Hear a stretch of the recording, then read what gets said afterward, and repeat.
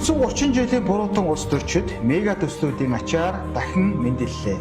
30 жилийн алдаа завхарлыг ярьж шинжид хийж амлалт өгж байсан засгийн тэр хүн өнөөдөр хашир туршлагатай нэрийн дор улиг болсон улс төрч нарыг усгаа өөрөг элчин сайд хэмээн шин хитэмтэй улс төрийн тайзанд дахин зарлаа. Хэрэв эдгээр хүмүүс Монголыг хөгжүүлэх авилгаас ангижруулах том төслүүдээ урагшлуулъя гэж бодож байсан бол их мэдлэн байхдаа яагаад хийсэнгүй вэ?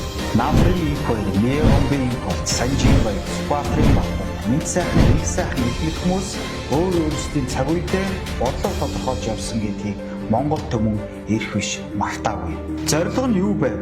Үндэсний аюулгүй байдлын зөвлөлийн гишүүн байсан гэх шалтгаанаар тэднийг томилж гадаадын хөрөнгө оруулалтыг татах мега төслүүдийн хөдөлгөөн үүрэг өгчээ. Гэхдээ иргэд энэ томилгоор бодлогын залгамж чанар гэж харахгүй байна.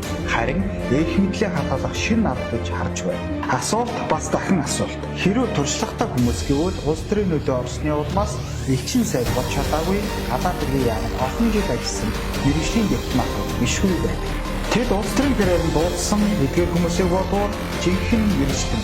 Эцэст нь хэлэхэд мега төслүүдийн нэрээр улс төр төлөвлөлт гэсэн ад бодлого явж байгаа юм шиг.